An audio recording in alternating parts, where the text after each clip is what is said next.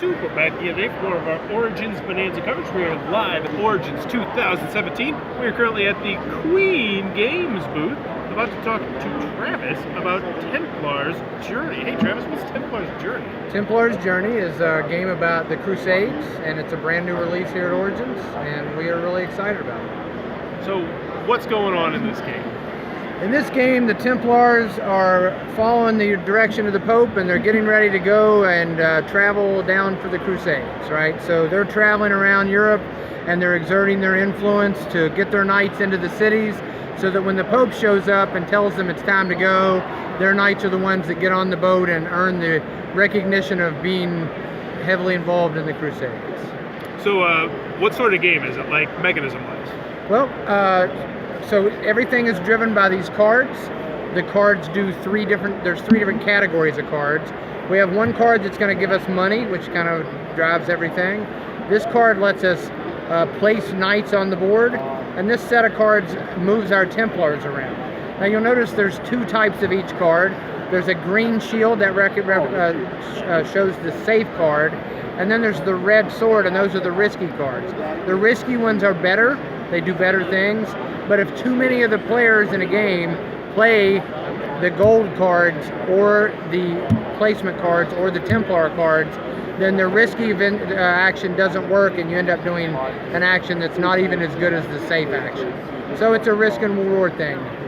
If too many people do it, you don't get as much, but if they don't, then you get more out of it.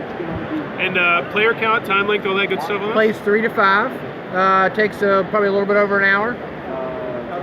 So the basic premise is we're going to move the Pope. He goes through the countryside on it's your turn. If he goes on this safe route, that lets you place a guy in a city. If he goes on the red route down here, you get to take somebody's knight out of a city. So if I'm the blue player and I move the Pope, I can place a knight in any city where one of my Templars are. So I've got a Templar here over in Venezia, I'm going to put a knight there. So the Pope moves, and we're going to build up some guys in the city, and we're going to have some green guys here, and maybe an orange guy, and another orange guy. So when the Pope gets to this port, he issues an edict that those two cities are ready to go, right? So whoever has the most knights in Venezia, which would be blue, they get the edict, they keep it, and they score some points. And then we're going to load the boat for Venezia. So blue goes first, they have the most. There's a bonus for everybody because Venezia was full, showed great support for the Crusades. Blue goes first, they put a guy on the boat. Orange has the next most, then green, then blue. We filled the boat up, we all get a bonus for filling the boat up, and then everybody scores for the knights that are there. Those knights will stay there because they can impact in-game scoring.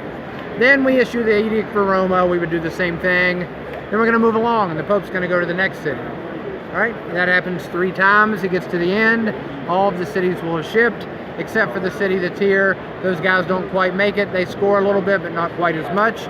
Now the cards let us do some tricky things, like the risky Templar card lets me move my Templar and collect some money, but it also lets me change the edicts. So if everybody was ready to ship Roma, but I was sneakily putting guys in Paris, and I play that card right before the Pope gets there, and I put Paris here and Rome here, well, now we're going to ship Paris, and if nobody else prepared for it, that's going to be very beneficial to me. But there are some things that you can do that allow you to block it by pulling what's called the favor of the Pope. Everyone's player board has some special powers that you can do as guys get removed from the board. They go into your temple. You can spend them to take those powers, and one of those powers is block someone from changing the edict. And then other ones are, that's take a chance, which has to do with placing guys on the board. This has to do with putting guys in or guys out, adding extra, and this changes the start player. So those are favors of the Pope. They're like bonus actions that you can do. Okay. So Templars Journey, you said this is coming out. This is out right now? It's out right now. It's new here at Origins. All right. If it looks like it might be your cup of tea, be sure to check this one out. If you're enjoying this Origins coverage, please be sure to click on that subscribe button down below. And as always, thanks for your time, YouTube.